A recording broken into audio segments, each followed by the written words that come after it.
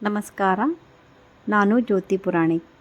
ನಾನು ನಿಮಗೆ ಇವತ್ತು ದಾನದ ಮಹತ್ವ ಮತ್ತು ದಾನದ ಧಾರ್ಮಿಕ ವಿಶೇಷತೆ ಹಾಗೂ ನಮ್ಮ ಶಾಸ್ತ್ರಗಳಲ್ಲಿ ಮತ್ತು ಪುರಾಣಗಳಲ್ಲಿ 16 ದಾನಗಳ ಬಗ್ಗೆ ವಿವರವಾಗಿ ಹೇಳಿದ್ದಾರೆ. ಹಾಗಾದರೆ ಆ 16 ದಾನಗಳು ಯಾವುವೆಂದು ನೋಡೋಣ ಹಾಗೂ ದಾನದ ಮಹತ್ವದ ಬಗ್ಗೆ ತಿಳಿದುಕೊಳ್ಳೋಣ ಮತ್ತು ದಾನಗಳು ಯಾವಾಗ ಕೊಡಬೇಕು ಇದನ್ನೆಲ್ಲ ತಿಳಿದುಕೊಳ್ಳೋಣ. ದಾನವು ನಮ್ಮ ಹಿಂದೂ ಧರ್ಮದಲ್ಲಿ ಅತ್ಯಂತ ಪವಿತ್ರ ಮತ್ತು ಮಹತ್ವವಾದ ಕರ್ಮವಾಗಿದೆ. ದಾನಂ ಭೋಗೋ ನಾಶಂ ಎಂಬ ಶ್ಲೋಕದ ಅರ್ಥ ನಾವು ಸಂಪಾದಿಸಿದ ಸಂಪತ್ತನ್ನು ದಾನ ಮಾಡದಿದ್ದರೆ ಅದು ನಾಶವಾಗುತ್ತದೆ. ಆದ್ದರಿಂದ ದಾನವು ಧರ್ಮದ ಮುಖ್ಯ ಅಂಶವಾಗಿದೆ. ದಾನದ ಅರ್ಥ: ದಾನ ಎಂದರೆ ಸ್ವಾರ್ಥವಿಲ್ಲದೆ, ಪ್ರತಿಫಲ ನಿರೀಕ್ಷೆಯಿಲ್ಲದೆ ಯೋಗ್ಯ ವ್ಯಕ್ತಿಗೆ ಅಥವಾ ಒಂದು ಸಂಸ್ಥೆಗೆ ತನ್ನ ಸಂಪತ್ತನ್ನು, ಅನ್ನವನ್ನು, ವಸ್ತ್ರವನ್ನು ಅಥವಾ ಜ್ಞಾನವನ್ನು ನೀಡುವುದು. ಮೊದಲು ಕೆಲವೊಂದು ದಾನಗಳ ವಿಧಗಳು ಯಾವ್ಯಾವೆಂದು ನೋಡೋಣ. ಅನ್ನದಾನವನ್ನು ಶ್ರೇಷ್ಠ ದಾನವೆಂದು ಹೇಳುತ್ತಾರೆ. ಅನ್ನದಾನಂ ಪರಂ ದಾನಂ. ಅನ್ನದಾನಕ್ಕಿಂತ ಶ್ರೇಷ್ಠ ದಾನವಿಲ್ಲ. ಹಸಿದವನಿಗೆ ಅನ್ನ ನೀಡುವುದು ದೇವರಿಗೆ ಸಮರ್ಪಿಸಿದಂತೆ. ಅನೇಕ ದೇವಾಲಯಗಳಲ್ಲಿ ಪ್ರತಿದಿನ ಅನ್ನದಾನ ನಡೆಯುತ್ತದೆ. ವಿದ್ಯಾದಾನ. ವಿದ್ಯೆ ನೀಡುವುದು ಅತ್ಯುನ್ನತ ದಾನಗಳಲ್ಲಿ ಒಂದು. ಹಣ ಆಸ್ತಿ ನಾಶವಾಗಬಹುದು, ಆದರೆ ಜ್ಞಾನ ಸದಾಕಾಲ ಉಳಿಯುತ್ತದೆ. ಗೋದಾನ. ಗೋವನ್ನು ಪವಿತ್ರವೆಂದು ಪರಿಗಣಿಸಲಾಗುತ್ತದೆ. ನಮ್ಮ ಪುರಾಣಗಳಲ್ಲಿ ಗೋದಾನದ ಮಹತ್ವವನ್ನು ಬಹಳವಾಗಿ ಹೇಳಿದ್ದಾರೆ. ಪಿತೃಗಳಿಗೆ ಶ್ರೇಷ್ಠ ಫಲ ದೊರೆಯುತ್ತದೆ ಎಂಬ ನಂಬಿಕೆ ಇದೆ. ಭೂದಾನ. ಭೂಮಿಯನ್ನು ದಾನ ಮಾಡುವುದು ಭೂದಾನ. ಈ ಭೂದಾನವು ಆಶ್ರಮಗಳು, ದೇವಸ್ಥಾನಗಳಿಗೆ ಮತ್ತು ಮಹರ್ಷಿಗಳಿಗೆ ಭೂದಾನ ಮಾಡುವ ಪದ್ಧತಿ ಇತ್ತು. ಹಾಗೂ ವಸ್ತ್ರದಾನ, ಧನದಾನ, ಜಲದಾನ. ಬಡವರಿಗೆ ವಸ್ತ್ರ ನೀಡುವುದು, ಧನ ನೀಡುವುದು. ಬಿಸಿಲಿನಲ್ಲಿ ಅಂದರೆ ಬಿಸಿಲಿನ ಕಾಲದಲ್ಲಿ ಜಲದಾನ ಮಾಡುವುದು, ಇದು ಕೂಡ ಪುಣ್ಯ ಕಾರ್ಯ. ದಾನ ಮಾಡುವ ಯೋಗ್ಯ ಸಮಯಗಳು: ಏಕಾದಶಿ, ಅಮಾವಾಸ್ಯೆ, ಪೌರ್ಣಿಮೆ, ಸಂಕ್ರಾಂತಿ, ಗ್ರಹಣ ಕಾಲ ಹಾಗೂ ಪಿತೃಪಕ್ಷ. ಈ ದಿನಗಳಲ್ಲಿ ಮಾಡಿದ ದಾನಕ್ಕೆ ವಿಶೇಷ ಪುಣ್ಯಫಲ ದೊರೆಯುತ್ತದೆ ಎಂದು ಶಾಸ್ತ್ರಗಳು ಹೇಳುತ್ತವೆ. ನಮ್ಮ ಪುರಾಣಗಳಲ್ಲಿ ದಾನದ ಉದಾಹರಣೆಗಳು ಹೇಳಲಾಗಿದೆ. ಕರ್ಣ. ಮಹಾಭಾರತದಲ್ಲಿ ಕರ್ಣನು ದಾನಶೂರನಾಗಿ ಪ್ರಸಿದ್ಧ. ಯಾರು ಏನು ಕೇಳಿದರೂ ಕೊಡುತ್ತಿದ್ದನು. ಹಾಗೂ ರಾಜ ಹರಿಶ್ಚಂದ್ರ ಸತ್ಯಕ್ಕಾಗಿ ಮತ್ತು ಧರ್ಮಕ್ಕಾಗಿ ತನ್ನ ರಾಜ್ಯವನ್ನೇ ದಾನ ಮಾಡಿದ್ದ ಮಹಾನ್ ರಾಜ.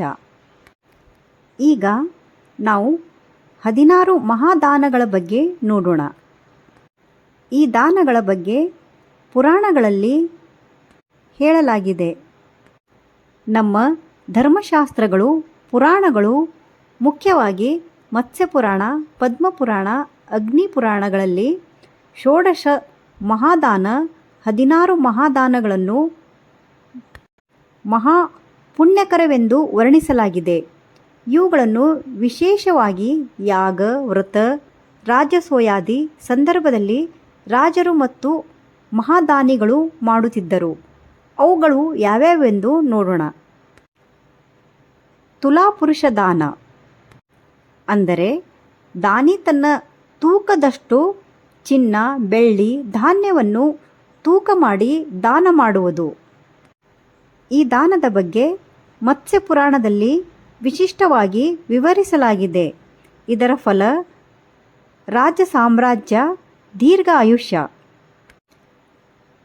ಇನ್ನೊಂದು ಹಿರಣ್ಯ ಗರ್ಭದಾನ. ಇದರ ಉಲ್ಲೇಖ ಅಗ್ನಿ ಪುರಾಣದಲ್ಲಿ ಹೇಳಲಾಗಿದೆ. ಚಿನ್ನದ ಪಾತ್ರೆಯಲ್ಲಿ ಬ್ರಹ್ಮಾಂಡ ಸಂಕೇತವಾಗಿ ದಾನ. ಇದು ಪುನರ್ಜನ್ಮದ ಪಾಪಾಕ್ಷಯ. ಬ್ರಹ್ಮಾಂಡ ದಾನ.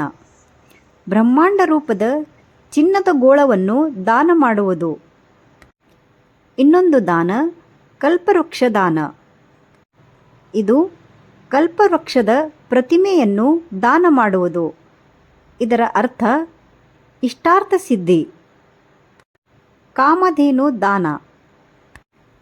ಕಾಮಧೇನು ರೂಪದ ಗೋವನ್ನು ದಾನ ಮಾಡುವುದು. ಇದರ ಉಲ್ಲೇಖ ಪದ್ಮಪುರಾಣದಲ್ಲಿ ಮಾಡಲಾಗಿದೆ. ಇದರ ಫಲ ಐಶ್ವರ್ಯ, ಸಂತಾನ ಭಾಗ್ಯ. ಗೋದಾನ. ಗೋದಾನಂ ಮಹಾದಾನಂ ಎಂದು ಧರ್ಮಶಾಸ್ತ್ರ ಹೇಳುತ್ತದೆ. ಸ್ವರ್ಣರಥ ದಾನ. ಚಿನ್ನದ ರಥದ ಪ್ರತಿಮೆ ದಾನ. ಇದರ ಫಲ ಸ್ವರ್ಗ ಪ್ರಾಪ್ತಿಗಾಗಿ. ಗಜದಾನ ಅಂದರೆ ಆನೆಯ ದಾನ. ಇದು ರಾಜರು ಮಾಡುತ್ತಿದ್ದ ಮಹಾದಾನ. ಅಶ್ವದಾನ. ಕುದುರೆ ದಾನ. ಇದು ಅಶ್ವಮೇಧ ಯಾಗದ ಸಂದರ್ಭದಲ್ಲಿ ಮಹತ್ವ. ಭೂದಾನ. ಭೂಮಿದಾನ. ಭೂದಾನವು ಶಾಶ್ವತ ಪುಣ್ಯವನ್ನು ನೀಡುತ್ತದೆ.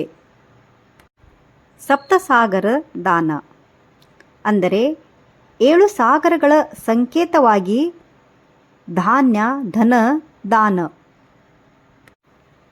ಶಯ್ಯಾದಾನ ಅಂದರೆ ಹಾಸಿಗೆ, ಆಸನ, ಮಂಚ ದಾನ ಮಾಡುವುದು. ಇದು ಸನ್ಯಾಸಿಗಳಿಗೆ ನೀಡುವ ದಾನ. ವಸ್ತ್ರಾಭರಣ ದಾನ. ಇದು ವಸ್ತ್ರ ಮತ್ತು ಆಭರಣ ದಾನ. ಧಾನ್ಯ ದಾನ. ಇದು ಅನ್ನ ಭದ್ರತೆಗಾಗಿ ಮಾಡುವ ದಾನ. ತೀಲಪರ್ವತ ದಾನ ಅಂದರೆ ಎಳ್ಳಿನಿಂದ ಪರ್ವತದಂತೆ ರಚಿಸಿದ ದಾನ. ಇದು ಪಿತೃಪಕ್ಷದಲ್ಲಿ ವಿಶೇಷ ದಾನ. ದೀಪದಾನ. ಇದು ಅಜ್ಞಾನ, ಅಂಧಕಾರ ನಿವಾರಣೆ ಮಾಡುವ ಸಂಕೇತ. ಈ 16 ಮಹಾದಾನಗಳು ರಾಜಧರ್ಮದಲ್ಲಿ ಉನ್ನತ ಸ್ಥಾನ ಪಡೆದಿದ್ದವು. ಆದರೆ ಇಂದಿನ ಕಾಲದಲ್ಲಿ ಅವುಗಳ ತಾತ್ಪರ್ಯ ಗೋದಾನ, ಗೋರಕ್ಷಣೆ, ಭೂದಾನ, ಸಾಮಾಜಿಕ ಸೇವೆ, ಅನ್ನದಾನ, ವಿದ್ಯಾದಾನ ಇವುಗಳನ್ನು ನಿಷ್ಠೆಯಿಂದ ಮಾಡಿದರೆ ಅದೇ ಮಹಾದಾನದ ಫಲ. ಇಂದಿನ ಕಾಲದಲ್ಲಿ ದಾನ ಅನಾಥಾಶ್ರಮಗಳಿಗೆ ಸಹಾಯ ಮಾಡುವುದು, ವಿದ್ಯಾಭ್ಯಾಸಕ್ಕೆ ಆರ್ಥಿಕ ನೆರವು ನೀಡುವುದು, ಆಸ್ಪತ್ರೆಗಳಿಗೆ ಸಹಾಯ ಮಾಡುವುದು, ಗೋಶಾಲೆಗಳಿಗೆ ನೆರವು ನೀಡುವುದು, ಅನ್ನಕ್ಷೇತ್ರಗಳಲ್ಲಿ ಸೇವೆ ಮಾಡುವುದು. ದಾನವು ಧರ್ಮದ ಹೃದಯವಾಗಿದೆ. ದಾನ ಮಾಡುವವನು ದೈವ ಸ್ವರೂಪಿ ಆಗುತ್ತಾನೆ.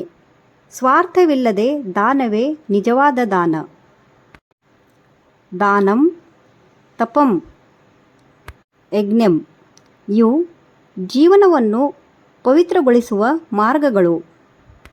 ಇದು ದಾನದ ಮಹತ್ವ. ನಿಮಗೆ ನನ್ನ ವಿಡಿಯೋ ಇಷ್ಟವಾದಲ್ಲಿ ಲೈಕ್, ಶೇರ್, ಸಬ್ಸ್ಕ್ರೈಬ್ ಮಾಡಿ. ಧನ್ಯವಾದ.